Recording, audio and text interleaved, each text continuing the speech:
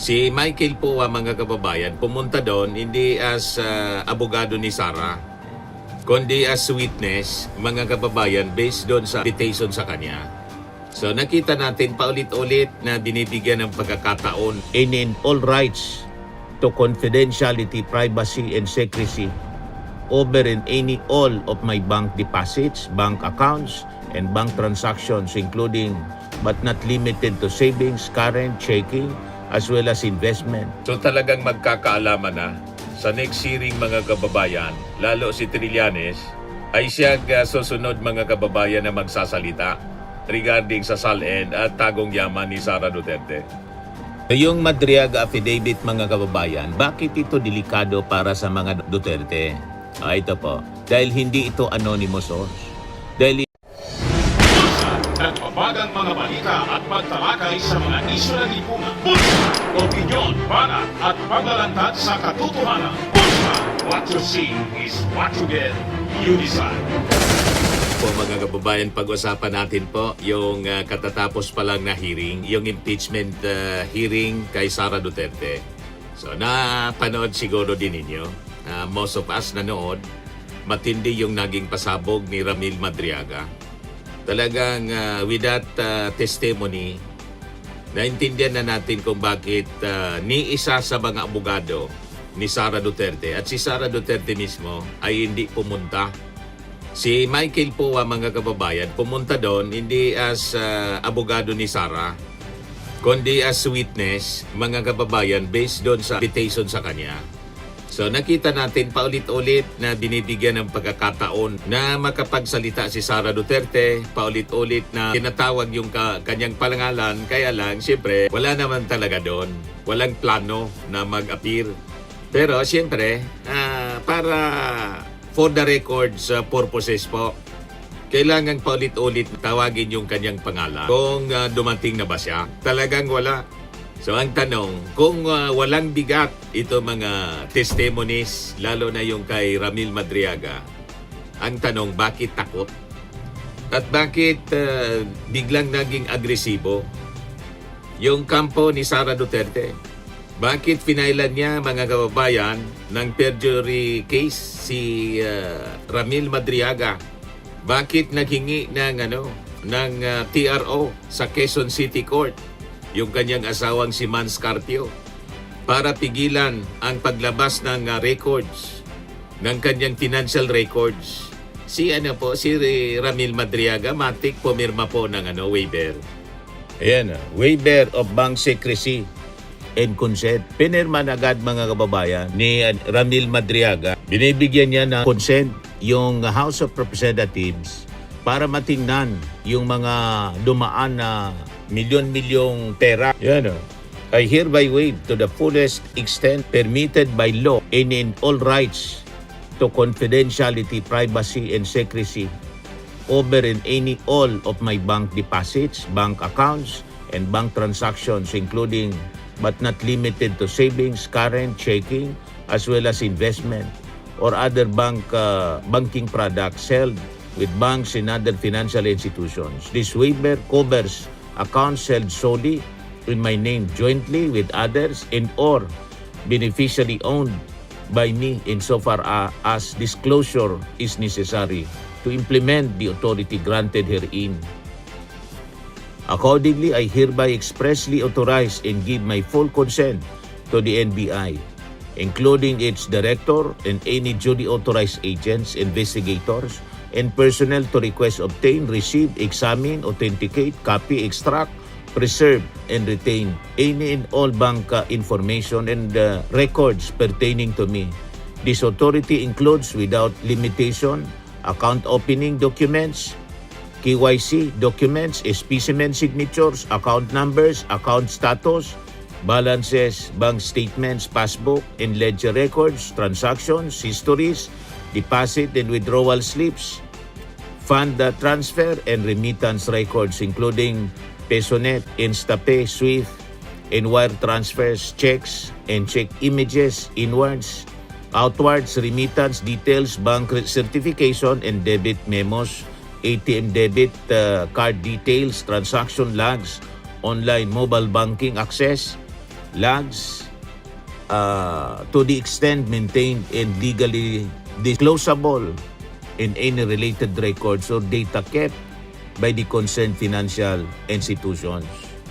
So pumirma siya mga kababayan ng Weaver para yung money trail ng mga transactions ng mga pera na binibigay sa kanya ni Sara at saka ni Digong para patunayan na totoo yung kanyang mga sinasabi. So ito sigurado ang rason kung bakit natataranta yung kampo ng Duterte, lalo na po si Sara Duterte. At makikita ninyo mga kababayan kung paano magsalita si Madriaga. Malayo doon sa affidavit ni Gutesa na mas familiar pa si Marcoleta kaysa kay Gutesa mismo. Hindi kino-coach mga kababayan. Mahaba yun. Mas mahaba yan yung affidavit. May supplemental pa siya. So makikita ninyo ang credible witness kaysa sa planted or paid witness. Kita ninyo mga kababayan ang pagkakaiba. Credible witness po. So talagang magkakaalaman na sa next hearing mga kababayan, lalo si Trillanes, ay siyang susunod mga kababayan na magsasalita regarding sa SALN at tagong yaman ni Sara Duterte. Pinasumpena na mga kababayan for April 22 hearing. So yung Madriaga affidavit mga kababayan, bakit ito delikado para sa mga Duterte? Ito po, dahil hindi ito anonymous source. Dahil hindi ito fake witness, ito ay may detalyadong salaysay mula sa isang witness na hindi nagtatago at hindi basta aligasyon, mga kababayan. Napakabigat ng laman ng affidavit ni Madriaga. Kapag ang isang witness, mga kababayan, isang tao naglabas ng isang sworn affidavit o pirmadong salaysay, may legal consequence kasi siya. Pwede siyang kasuhan kapag nagsinungaling. Pwede siyang makulong sa perjury. Sa bagay, nakakulong na rin siya sa kasong kidnapping, si Madriaga. So, ibig sabihin, mataas yung risk sa kanya. So, dito pa lang, may presumption ng seriousness, mga kababayan, ng kanyang mga kwento. So, bakit kinakatakutan ito, mga kababayan, ni Sara Duterte at ayaw niyang i-engage? Kasi po yung affidavit, detalyado, may timeline. May pangalan, may specific na mga plano, may operational details. So mahihirapan mga kababayan talaga. Lalo't kitang-kita mga kababayan ang bigat na mga claims ni Ramil Madriaga. So ito ang klase mga kababayan ng dokumento na ginagamit para mag-build ng kaso. Hindi siya aka-aka, kundi mga ebidensya siya.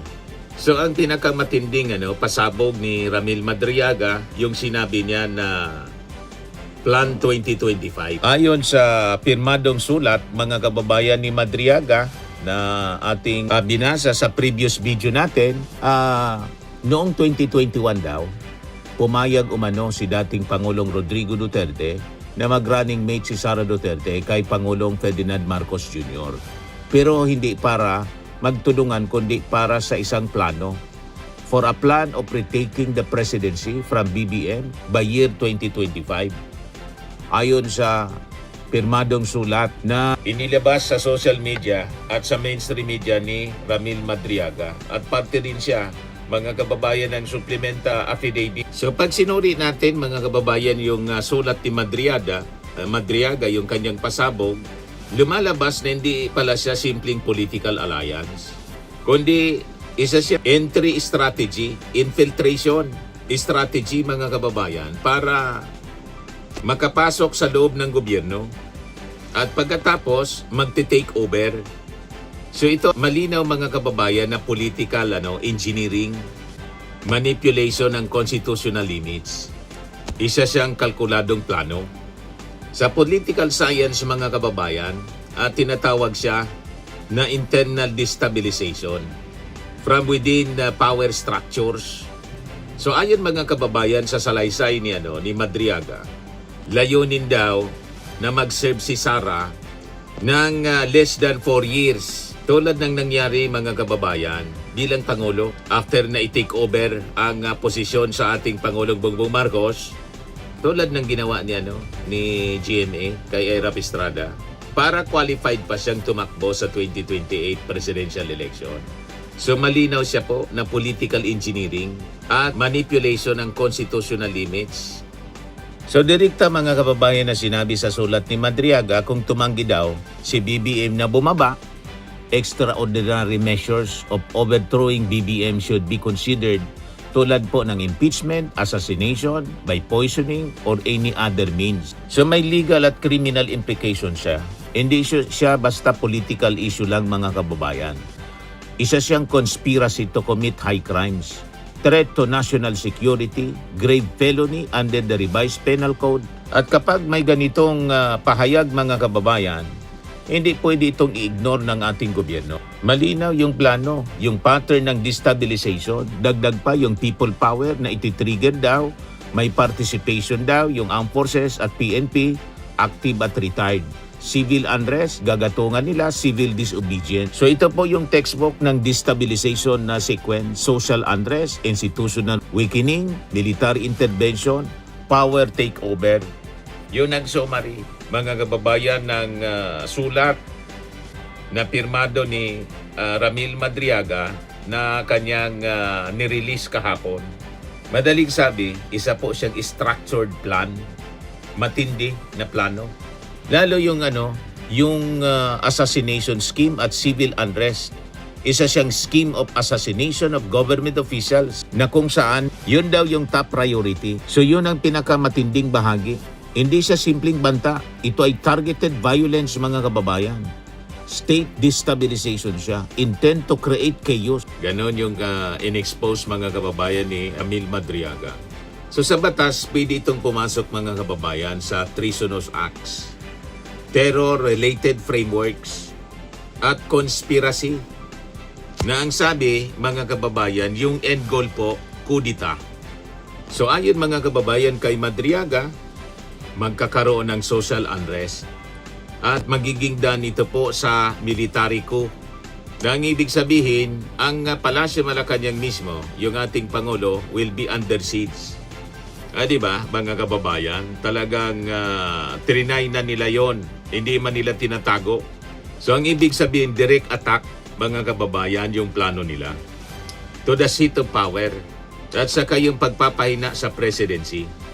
So bakit po nagkakagulo ang kampo ng Duterte sa paglutang ni Ramil Madriaga? So dito po pumapasok mga kababayan yung pinaka-importante. Kung mahina yung affidavit po ni Ramil Madriaga, di mo kailangang mag-file ng perjury. Hindi mo kailangang humingi ng TRO. Hindi mo kailangang magpanik. Pero ang nangyari, nag-file ng perjury case, mga kababayan, di ba? Si Sara Duterte 2 weeks ago. So ang ibig sabihin nito, pilit nilang sisirain or sinisira yung credibility ni Ramil Madriaga. So classic legal strategy po siya. Attack the witness, not the evidence. And comes now mga kababayan, yung petition for a TRO ni Man Scarpio sa Quezon City RTC para pigilin ang paglabas ng tax records. So lalo pong nagduda yung mga tao. Lalong nagiging malinaw na ayaw nilang buksan ang financial trail. Ayaw nilang masilip ang posibleng koneksyon sa pera. Sa batas, mga kababayan, kapag pinipigilan mo ang ebidensya, ang ibig sabihin yan, may tinatago ka. Tingnan ninyo po si Ramil Madriaga. Kanina mismo, pumirma siya ng waiver sa kanyang mga bank accounts. So bakit po takot na takot si Sara Duterte sa testimony ni Ramil Madriaga? Kasi po hindi po siya simpleng whistleblower. Specific po yung kanyang mga claims. Yan po yung mga mabibigat na claims ni Ramil Madriaga. Nagati daw siya ng mga duffel bags ng cash tulad ng sinabi niya sa kanyang affidavit kanina. 33 million hanggang 80 million deliveries. Mall parking lots sa Mandaluyong, doon niya diniliver. Comedy Bar, Quezon City, 1 billion pesos delivery gamit yung Toyota Super Grandia. So ang legal implication niya kasi posibleng money laundering ito. Violation ng election finance laws, unreported campaign funds. Yung pondo, possibly mula sa Pogo at saka sa mga illegal drugs. So yung direktang akusasyon galing daw sa Pogo operators at galing sa drug lords. So ito pa, Kapag napatunayan siya, mga kababayan, narcopolitics ang tawag dyan. Foreign influence funding, grave criminal liability. Tapos yung assassination plot laban sa ating Pangulong Bongbong Marcos tulad ng sinabi niya doon sa kanyang sulat. So ito ang core ng affidavit niya, destabilization, overthrow, possible assassination. So lumalabas mga kababayan, hindi siya simpleng political rivalry. Isa siyang existential threat sa ating gobyerno at mismo sa ating Pangulong Bongbong Marcos. Idagdag pa yung issue sa magnetic lifters mga kababayan, yung sa droga, na isinabit mga kababayan yung asawa mismo ni Sara, si Man Scarpio. So sa legal theory mga kababayan, bakit lumalabas yung kaso? Lumalakas yung kaso? Kapag kasi pinagsama-sama mo yung affidavit, financial allegations, operational details, multiple incidents, nagkakaroon siya ng pattern ng conduct mga kababayan. Sa batas mga kababayan, ito yung ginagamit para patunayan na hindi po siya isolated incident. May sistematiko siyang galaw.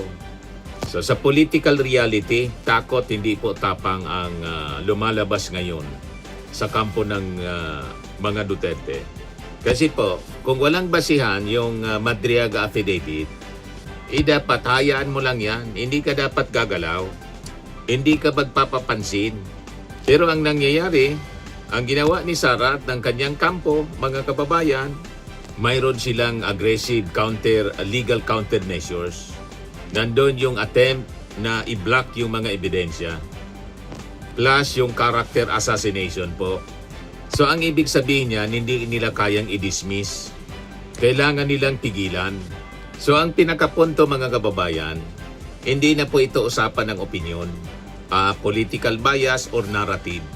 Usapan na po ito mga kababayan ng affidavit, ebidensya, testimony, at saka financial trail. Kaya napakabigat nito mga kababayan. At sa lahat ng ito, isa lang po yung lumalabas. Kapag masyadong maraming depensa bago yung investigasyon mga kababayan, tiyak na may kinatatakutan yan. So kung walang bigat, bakit po takot? Yan ang napaka-importanting tanong. Ayan na niya, Mr. Maravillas, yung sagot. Kasi po, ang affidavit po ni Madriaga, hindi lang po siya kwento. Posible po ito kasi na maging simula ng katotohanan ayaw nilang lumabas. Swimming and lifting cream, pinapahid po sa mga pulses in affected area. Mainam po sa paninigas ng mga kaso-kasuan. Ito naman po, Automax Radiant Serum. Sa mukha naman yung application, anti-aging po siya. You will look 10 years younger than your age. Sa mga cancer patients naman po, baka lang gusto ninyo itong itry. Neng siya red mixed fruit drink. Hindi mo po siya gamot, food supplement siya. Kaya lang, gawa siya mga kababayan sa goji berry. Yung goji berry, may anti-cancer properties. O ngayon, yung mga inquiries ninyo, dumiritso na lang kayo sa aming messenger sa Facebook para masagot namin agad. Ayos pa? Ayos na ayos niya, Mr. Maravilla. Sa mga nagana po ng malinis and spacious fitness gym, pumunta lang po kayo sa aming Colossal Fitness Gym. May Grab car rental din po kami. But anyway, ito po pala yung aming bagong product na binibenta online. I am worldwide amazing pure organic barley powdered drink mix from Australia. Negosyo to ng aking anak na architect entrepreneur Riz Maravillas. Ayan po. Kontakin na lang po ninyo siya, Riz Maravillas on Facebook. Ang mga health benefits niya, boost immunity, improves digestion, enhance energy levels, packed with antioxidants, prevent cancer. Ito naman po yung bago naming product na binibenta online.